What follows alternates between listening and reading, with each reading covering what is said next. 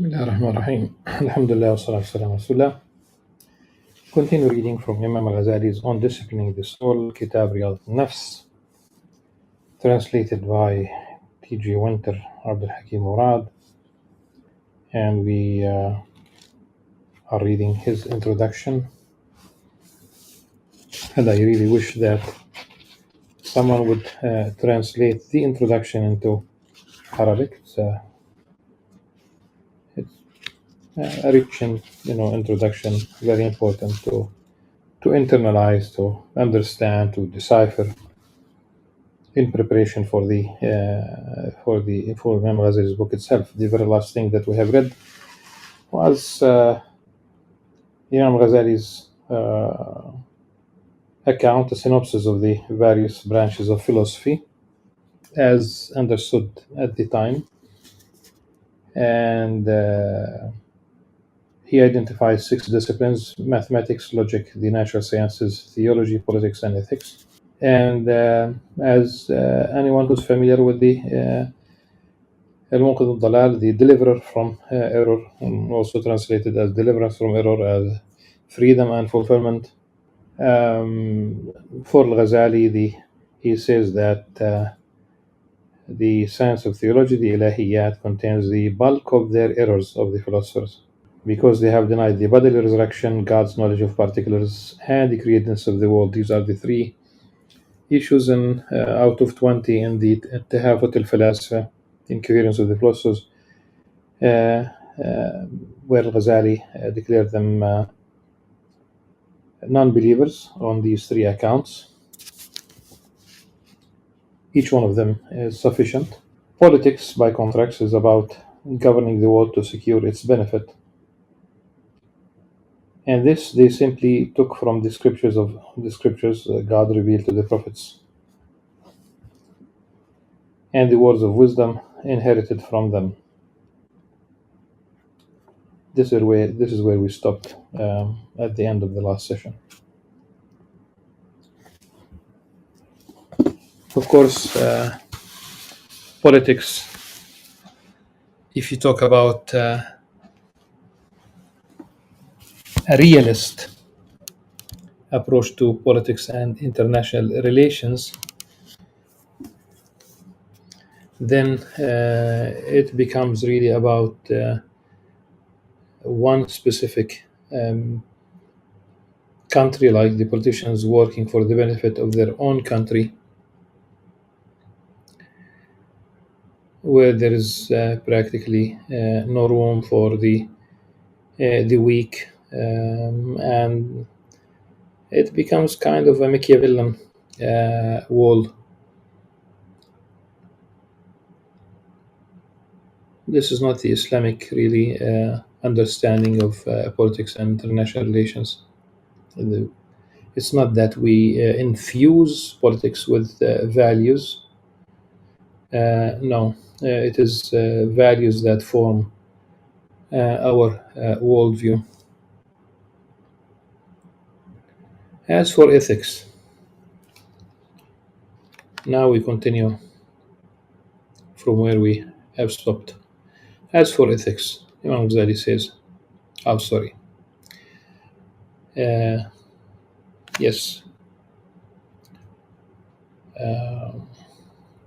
Imam Ghazali says, all that they say comes down to enumerating the attributes and character traits of the soul, stating their types and categories, and the method of treating and disciplining them. This they took only from the writings of the Sufis, who are the mystics, muta'allihun, constantly engaged in the remembrance of God, the combat against passion, and treading the path to God the Exalted by turning away from the world's delights.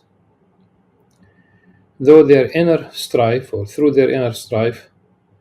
the character traits of the soul were discovered to them, together with its defects, and the blemishes of its works. And they spoke of this. The philosophers took their words and mix them with their own, hoping that by adorning their words in this way, their own falsehood might be spread abroad.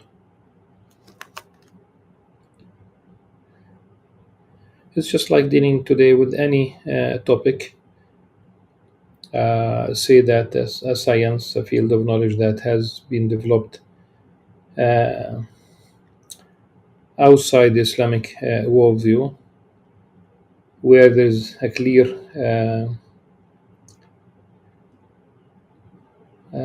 gap difference.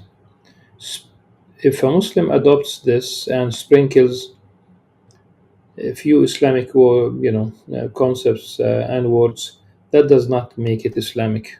Philosophical ethics, then, are not necessarily to be rejected by the Muslim intellectual. One must be on one's guard. Ghazali counsels against two temptations. Firstly, there's that of writing of Greek thought as being tainted by the infidelity of its authors. For as he observes, only inferior minds judge doctrines by their exponents rather than vice versa. So truth is the criterion, not men. Instead, the theologian should be zealous to snatch truth from the statements of misguided men, knowing that the money changer, with confidence in his own perception, is not wrong to put his hand into the bag of a forger in order to bring out what is pure gold from among bad and counterfeit coin. The second temptation is that the theologian, when he reads philosophical works which include authentic prophetic material, may be deluded into accepting the fallacies which such books contain. Hence, it is necessary to discourage people who do not enjoy the necessary intelligence and learning from reading them, in the manner of the wise snake handler who will not perform his craft in front of his son as a child, lest the latter attempt to emulate him and perhaps be bitten. In accordance with this last principle, Ghazali has evidently striven to exclude direct references to the philosophers from his more popular works, including the Ihya. This confronts the modern student with serious difficulties when attempting to trace the pedigree of his ideas, particularly those of a metaphysical nature. With ethics, however, the task is a little easier, partly because the large scale introduction of Greek ethics into Muslim thought had begun rather later than was the case with metaphysics. The text here translated, together with one or two of Ghazali's other works, contain long passages whose lineage stretches unmistakably back to Plato, Aristotle, and in lesser degree to the Stoics and to Galen. The most distinctive feature of Platonic ethics is the division of the soul into three faculties: rational, irascible, and appetitive, which interact with four cardinal virtues: wisdom, courage, temperance, and justice, which exist as unchanging forms independently of their agents. The implication is that by achieving virtue, man not only learns how to deal righteously with other men, but can come into connection with higher reality. Later, Platonists drew out the suggestion that the four virtues exist in conjunction with a number of subordinate virtues, and these, while inferior to the intellectual life, are indispensable for the maintenance of good administration and other and order in society. Aristotle's moral theory, which develops that of his teacher, is well known. The wise man will strive for a state of happiness. Now, the Happiness, eudaimonia, which is unlike the natural state of the animals, is to be attained through the application of a rule to one's acts. A man must know which rule to follow and also be capable of constraining his appetites to obey it. But to be able to recognize the rightness of this rule, his character must first be improved. For man is not born with innate good character. It must be inculcated through proper education and training.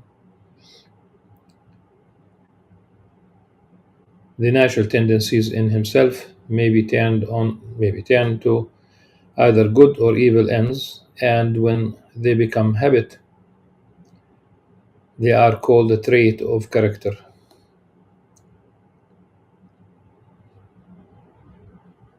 Anger, for instance, is intrinsically neutral and can, through training, be turned either to righteous indignation against injustice or into defiance of what is just.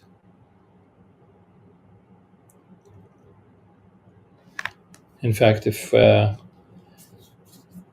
we talk about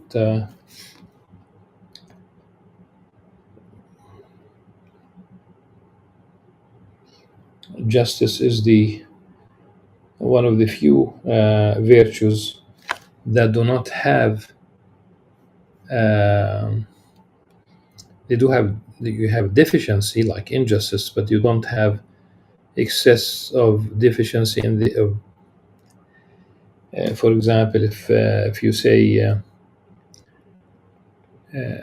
courage is a virtue, the lack of it, the deficiency, is cowardice. But then the other end, the excess is recklessness. So a virtue, this is Aristotelian, and it made its way to Islamic writings. I would say that including Imam Al-Ghazali. So the virtue is falls between these two in general, but not justice, for example. Between two excesses, one is deficiency, and so too little of it or too much of it, in one sense. But that is even it's not a mathematical middle path. This would be more explainable in the case of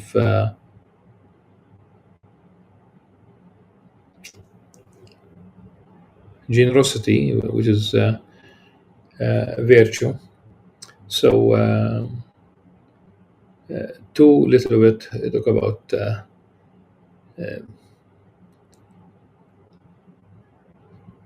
being a miser, and too much of it might become extravagant. But not every expenditure, the too much of it, even if it's really all your money, it depends on the context. For example, and this is the example that I usually give, when Abu Bakr as-Siddiq, radiallahu anhu, he spent all his money, literally all his money. He brought all his money to the Prophet sallallahu alaihi wasallam. He spent very large amount of money to set free slaves. I'm aware of number 7, including Sayyidina Bilal bin Rabah, radiallahu anhu. So here we have Abu Bakr as-Siddiq giving away all his money. That's not extravagant, so it depends on the context. Same thing about courage, becoming recklessness. It depends really on the context again.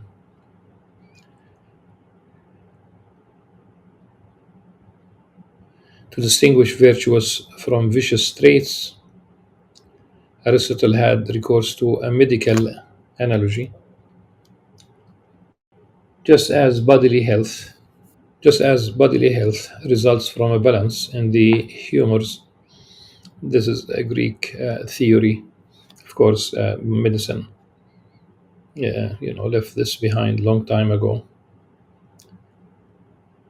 So we have to look through the a historical lens rather. So just as the bodily health results from a balance in the humors, and disease from an imbalance, which it is true that imbalance will cause problems. Okay. So also when the natural impulses in the soul are encouraged to find an equilibrium, a middle point which ensures its health will ensue. This mean is a fixed state of the soul acquired through habituation, whose value and exact position are recognized by the mind.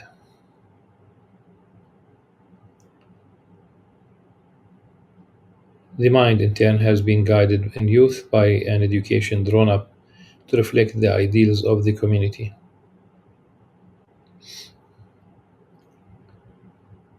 So, if we are talking about creating a habit, this is the language today is of the language of neuroplasticity, and it does take quite some time before it is established, the habit. So there has to be repetition.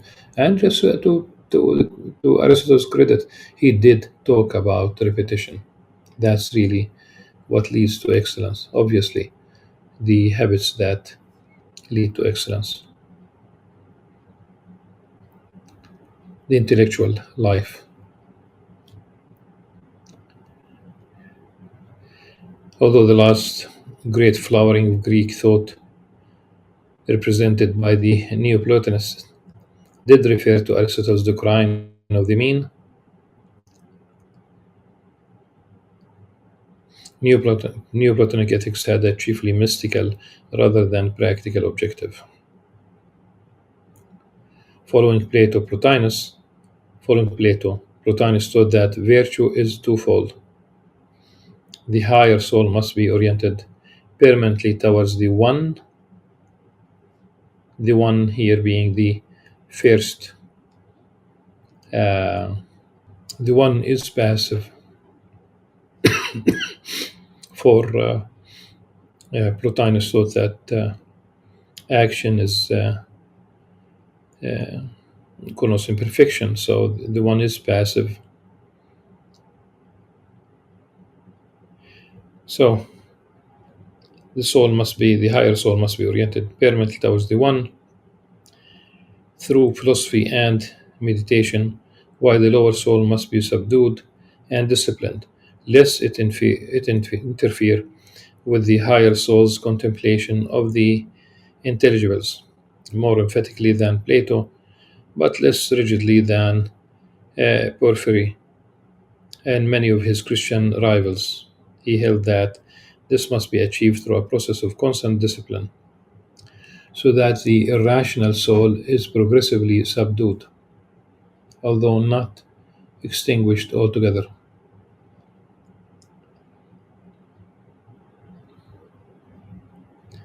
Another author who adds to our not altogether satisfactory picture of late Greek ethical thought is Galen, more usually associated in the European mind with the world of medicine. Galen was also a prolific author on philosophical themes, following a broadly Middle Platonic line. Galen acknowledged his allegiance to Plato in his use of the tripartite division of the soul into rational, irascible, and appetitive faculties, and appears to have been the first to identify these with Aristotle's rational, animal, and vegetative souls, a development which was later accepted into Arab philosophy.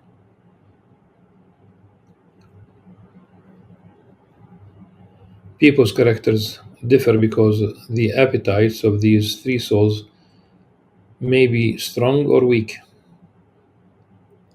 and their relative strength constitutes the individual character. Character traits are hereditary and innate, being linked to the bodily temperaments, but may in some cases be improved by the regular use of the intelligence, so that through habituation, a trait which was previously dormant may become dominant. Uh, Dormant as this is, of course, Platonic, and this is also Socratic in the first place. We talk about the through the Plato's dialogues. Uh, so if it's uh, things that could be brought back to actuality, known from a previous life, for example, that's pretty uh, Platonic.